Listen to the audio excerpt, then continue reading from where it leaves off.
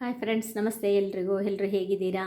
ಚೆನ್ನಾಗಿದ್ದೀರಾ ಅಂದ್ಕೊಂಡಿನಿ. ನಾನು ಚೆನ್ನಾಗಿದ್ದೀನಿ, ಆರಾಮಿದ್ದೀನಿ.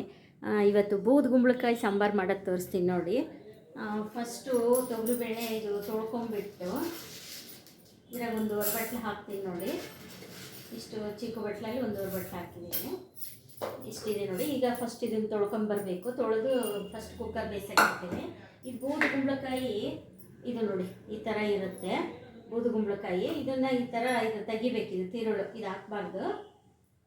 ಇದನ್ನೆಲ್ಲ ತೆಗೆದುಬಿಟ್ಟು ಇದು ಆಮೇಲೆ ಈ ಸಿಪ್ಪೆನೂ ತೆಗಿಬೇಕು. ಈ ಥರ ಸಿಪ್ಪೆನೂ ಎಲ್ಲ ತೆಗಿಬೇಕಿದು. ಫುಲ್ ಇದು ಹಾಕಂಗಿಲ್ಲ.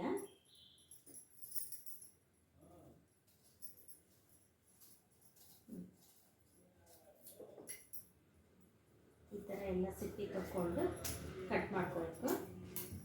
ಬೇಳೆ ತೊಳ್ಕೊಂಬರ್ತೀನಿ. ಬೇಳೆ ಬೇಯಿದ್ರಾಗ ಅದನ್ನು ಹೆಚ್ಕೊತೀನಿ ನೋಡಿ. ಒಂದೆರಡು ಬೆಳ್ಳುಳ್ಳಿ ಹಾಕ್ತೀನಿ ಬೇಯಲಿಕ್ಕೆ. ಆಮೇಲೆ ಇದರಲ್ಲಿ ಒಂದು ಲೋಟ ನೀರು ಹಾಕ್ತಿದ್ದೀನಿ. ಇಷ್ಟು ನೀರು ಹಾಕಿದ್ದೀನಿ. ಬೇಳೆ ಮೇಲೆ ಸ್ವಲ್ಪ ನೀರು ನಿಲ್ಲಬೇಕು. ಇಷ್ಟು ಹಾಕಿದರೆ ಸಾಕು. ಬೇಳೆ ಮೇಲೆ ಇಷ್ಟು ನಿಲ್ಲಂಗೆ. ಈಗ ಸ್ಟವ್ ಹಚ್ಬಿಟ್ಟು ಬೇಯಿಸಕ್ಕಿಟ್ಟು ಆಮೇಲೆ ಇದು ಕಟ್ ಮಾಡ್ಕೊತೀನಿ ನೋಡಿ. ಈ ಥರ ಹೆಚ್ಕೊಂಡಿದ್ದೀನಿ. ಬೀಜ ಎಲ್ಲ ತೆಗೆದುಬಿಟ್ಟು ಎಲ್ಲ ಇದು ಈ ಥರ ಸಿಪ್ಪೆಲ್ಲ ತೆಗೆದು ಈ ಥರ ಹೆಚ್ಕೊಂಡಿದ್ದೀನಿ. ಈಗ ಸಣ್ಣ ಸಣ್ಣ ಪೀಸ್ ಕಟ್ ಮಾಡ್ತೀನಿ ನೋಡಿ. 3 ಕೂಗಿಸಿದೆ ಬೇಳೆ, ಆಫ್ ಮಾಡ್ತೀನಿ. 3 ಕೂಗಿದೆ, ಇವಾಗ ಆಫ್ ಮಾಡ್ತೀನಿ ನೋಡಿ. ಈ ಥರ ಹೆಚ್ಕೊಂಡಿದ್ದೀನಿ. ಈ ಸೈಜು ನಿಮ್ಗೆ ಯಾವ ಸೈಜ್ ಬೇಕಾದರೂ ಹೆಚ್ಕೋಬೋದು. ನಾನು ಈ ಸೈಜ್ ಹೆಚ್ಕೊಂಡಿದ್ದೀನಿ. ಸ್ವಲ್ಪ ದಪ್ಪ ಪೀಸ್ ಇದ್ದರೆ ಚೆನ್ನಾಗಿ. ಪಲ್ಯಗಾದರೆ ಸ್ವಲ್ಪ ಸಣ್ಣಕ್ಕೆ. ಇದು ಸಾಂಬಾರು ಮಾಡೋದ್ರಿಂದ ಹೋಟೆಲ್ಗಳಲ್ಲಿ ದೇವಸ್ಥಾನಗಳಲ್ಲಿ ಮಾಡ್ತಾರಲ್ರಿ, ಆ ಟೈಪು ಹೋಳು ದಪ್ಪ ಇರುತ್ತಲ್ಲ, ಚೆನ್ನಾಗಿ ಇಷ್ಟು ದಪ್ಪ ಹೆಚ್ಕೊಂಡಿದ್ದೀನಿ. ನಿಮ್ಗೆ ಯಾವ ಸೈಜ್ ಬೇಕಾದರೂ ಹೆಚ್ಕೋಬೋದು. ಆಮೇಲೆ ಏನೇನು ಬೇಕು ಅಂತೇಳಿ, ನಿಂಬೆಹಣ್ಣು ಹುಣಸೆಹಣ್ಣು, ಒಂದು ನಿಂಬೆಹಣ್ಣಿನಷ್ಟು ಹುಣಸೆಹಣ್ಣು ತೊಳೆದು ನೆನೆ ಇಟ್ಕೊಂಡಿದ್ದೀನಿ. ಒಂದು ಈರುಳ್ಳಿ, ಬೆಳ್ಳುಳ್ಳಿ ಸ್ವಲ್ಪ ಬೇಯಿಸ್ಲಿಕ್ಕೆ ಹಾಕಿದ್ದೀನಿ. ಇದು ಒಗ್ಗರಣೆಗೆ ಇಟ್ಕೊಂಡಿದ್ದೀನಿ. ಹಸಿ ಕೊಬ್ಬರಿ, ರಸಮ್ ಪೌಡ್ರು, ಟೊಮೊಟೊ, ಮಾಮೂಲಿ ನಮ್ಮದು ಸ್ವಲ್ಪ ಸಂಬಾರ, ಆಮೇಲೆ ಇದು ಉಪ್ಪು. ಈಗ ಇದನ್ನು ಬೇಯಿಸೋಕೆ ಹಾಕ್ತೀನಿ. ಇದು ಸ್ವಲ್ಪ ಹೊತ್ತು ಬೇಳೆ ಉಗ್ಗಿ ಹೋದ್ಮೇಲೆ ಕುಂಬಳಕಾಯಿ ಸಪ್ರೇಟ್ ಅದರೊಳಗೆ ಹಾಕಿ ಒಂದು 5 ನಿಮಿಷ ಕುದಿಸ್ತೀನಿ ನೋಡಿ. ಬೇಳೆ ಬೆಂದಿದೆ. ಇವಾಗ ನೀರು ಹಾಕ್ತೀನಿ. ಕುಂಬಳಕಾಯಿ ಬೇಯಬೇಕಲ್ಲ, ನೀರು ಆಗಿದೆ. ಬೇಳೆ ಮೆತ್ತಗೆ ಚೆನ್ನಾಗಿ ಬೆಂದಿದೆ. ಬೆಳ್ಳುಳ್ಳಿ ಹಾಕಿದ್ನೆಲ್ಲ ರಸ ಬಿಟ್ಕೊಂಡಿದೆ. ಇವಾಗ ಹಿಂಗೆಲ್ಲ ಸ್ಪೂನಲ್ಲಿ ಹಂಗಿಬಿಟ್ಟು ಆಮೇಲೆ ನೀರು ಹಾಕಬೇಕು. ಇದ್ರಾಗ ಒಂದು ಲೋಟ ನೀರು ಹಾಕಿದ್ದೀನಿ ನೋಡಿ. ಇವಾಗ ಕುಂಬಳಕಾಯಿ ತೊಳೆದಿಟ್ಕೊಂಡಿದ್ದೀನಿ. ಇದು ಕುಂಬಳಕಾಯಿ ಹಾಕ್ತೀನಿ ನೋಡಿ ಅದರೊಳಗೆ. ಇದು ಸ್ವಲ್ಪ ಕುದ್ಮೇಲೆ ಆಮೇಲೆ ಉಪ್ಪು ಹಾಕಿ ಕುದಿಸಿ ಆಮೇಲೆ ಎಲ್ಲ ಹಾಕಬೇಕು.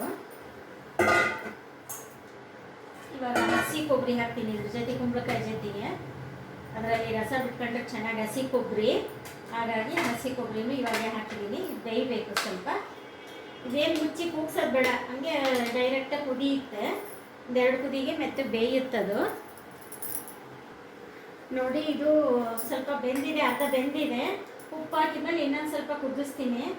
1 ಸ್ಪೂನು ಉಪ್ಪು ಹಾಕಿದ್ದೀನಿ. ರುಚಿಗೆ ತಕ್ಕಷ್ಟು ಉಪ್ಪು ಹಾಕ್ಕೊಳ್ಳಿ.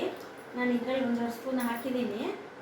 ಉಪ್ಪು ಖಾರ ಮಾತ್ರ ನೀವು ನೋಡಿ ಹಾಕೋಬೇಕು. ಇದು ಉಪ್ಪು ಇದು ಹೋಳಿಗೆ ಹಾಕ್ಬೇಕು ರೀ ಉಪ್ಪು. ಆಮೇಲೆ ಇದು ಮಸಾಲೆ ಎಲ್ಲ ಹಾಕ್ತೀನಿ. ಇನ್ನೊಂದು 5 ನಿಮಿಷ ಕುದಿಬೇಕು ನೋಡಿ. ಇದು ಉಪ್ಪು ಹತ್ತಿದೆ. ಕಾಯಿ ಕೆಳಗಿಳಿಸ್ತಾ ಇದ್ದೀನಿ. ಈಗ ಒಗ್ಗರಣೆಗೆ ಇಟ್ಕೊತೀನಿ. ಸಾರಿಗೆ ಒಗ್ಗರಣೆಗೆ ಇಟ್ಕೊಂಡು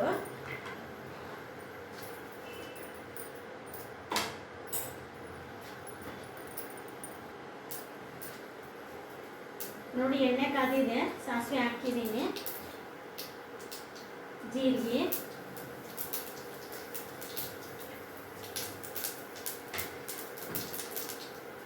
ಈಗ ಚಟ ಅಂತ ಇದೆ ನೋಡಿ. ಸಾಸಿವೆ ಜೀರಿಗೆ ಎಲ್ಲ ಹಿಂಗೆ ಸಿಡಿದ್ರೆ ಸಾಂಬಾರು ಅಡುಗೆ ಎಲ್ಲ ರುಚಿ ಇಲ್ಲವಾಗಿಲ್ವ. ಆಮೇಲೆ ಕರಿಬೇವು ಹಾಕ್ತಾಯಿದ್ದೀನಿ. ಬೆಳಗ್ಗೆ ಮೆಣಸಿನ್ಕಾಯಿ 1-2, ಬೆಳ್ಳುಳ್ಳಿ, ಆಮೇಲೆ ಈರುಳ್ಳಿ.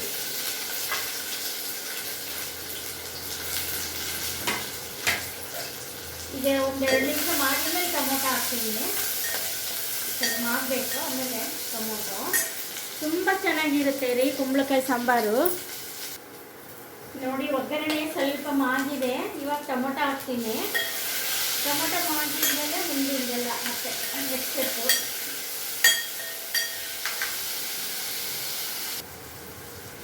ನೋಡಿ ಒಗ್ಗರಣೆ ಮಾಡಿದೆ, ಟೊಮೊಟೊ ಈರುಳ್ಳಿ ಎಲ್ಲ ಈ ಥರ ಮಾಡಿದೆ ನೋಡಿ.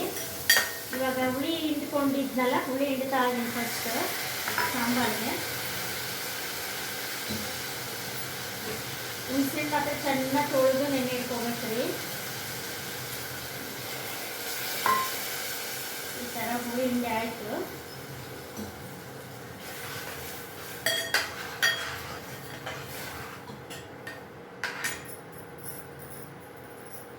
ಆಮೇಲೆ ಇದರಲ್ಲಿ ಸ್ವಲ್ಪ ಇದು ರಸಂ ಪುಡಿ ರೀ, ಮನೇಲಿ ಮಾಡಿಟ್ಕೊಂಡಿರ್ತೀನಿ ನಾನು.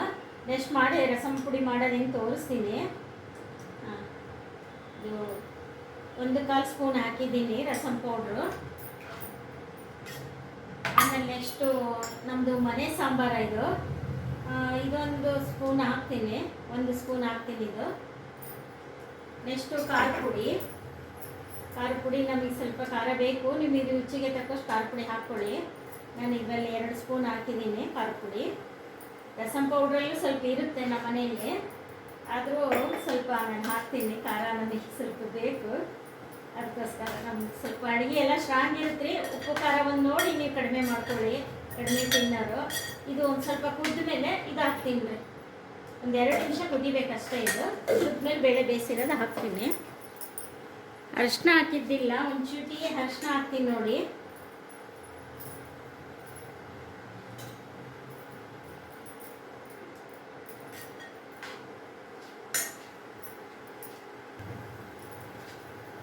ನೋಡಿ ಇದು ಕುದ್ದಿದೆ. ಇವಾಗ ಇದು ಹಾಕ್ತೀನಿ, ಕುಂಬಳಕಾಯ್ದು ಬೇಳೆ ಬೇಯಿಸ್ಕೊಂಡಿದ್ದು ಎಲ್ಲ. ಇಷ್ಟು ಸಾಂಬಾರು ರೆಡಿ ಆಯ್ತು ರೀ. 5 ನಿಮಿಷ ಕುದಿಸ್ಬಿಟ್ಟು ಆಗೋತೀನಿ. ಉಪ್ಪು ಎಲ್ಲ ಹಾಕಿದ್ದೀನಿ. ನೆಕ್ಸ್ಟ್ ಕೊತ್ತಂಬರಿ ಒಂದು ಲಾಸ್ಟಿಗೆ ಇದು ಹಾಕ್ಬಿಟ್ಟು ಒಂದು 5 ನಿಮಿಷ ಕುದಿಸಿ ಆಫ್ ಮಾಡಿಬಿಡ್ತೀನಿ ರೀ. ನೋಡಿರಿ ಈ ಟೈಪ್ ಆಗಿದೆ ಸಾಂಬಾರು, ಇಷ್ಟು ಗಟ್ಟಿಗೆ ಆಗಿದೆ. ಕುಂಬಳಕಾಯಿ ಸಾರಿಗೆ ಸ್ವಲ್ಪ ರಸಂ ಪೌಡ್ರು, ಮನೆ ಸಾಂಬಾರನ್ನು ಹಾಕ್ಬೇಕ್ರಿ, ಚೆನ್ನಾಗಿರುತ್ತೆ. ಮನೆಗೆ ರಸಂ ಪೌಡ್ರ್ ಇಲ್ಲ ಅಂದರೆ MTR ರಸಂ ಪೌಡ್ರ್ ಹಾಕಿ ಸಾಂಬಾರು ತುಂಬ ಚೆನ್ನಾಗಿರುತ್ತೆ. ನೋಡಿರಿ ಇಷ್ಟಿದೆ.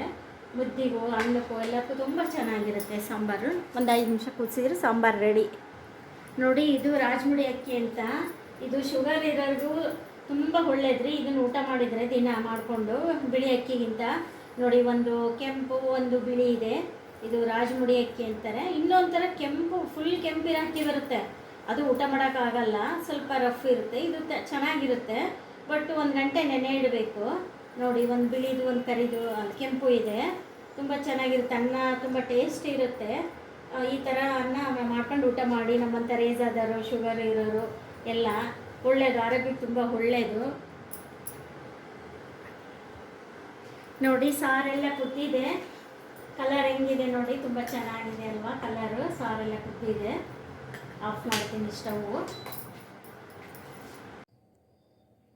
ನೋಡಿ ಈ ಥರ ಕುಂಬಳಕಾಯಿ ಸಾರು, ರಾಜಮುಡಿ ಅಕ್ಕಿ ಅನ್ನ, ಮಜ್ಜಿಗೆ, ಸೌತೆಕಾಯಿ, ಹಪ್ಪಳ, ಸಂಡಿಗೆ, ಮಜ್ಜಿಗೆ ಮೆಣಸಿನ್ಕಾಯಿ ಎಲ್ಲ ಊಟ ಮಾಡೋಣ ಬನ್ನಿ.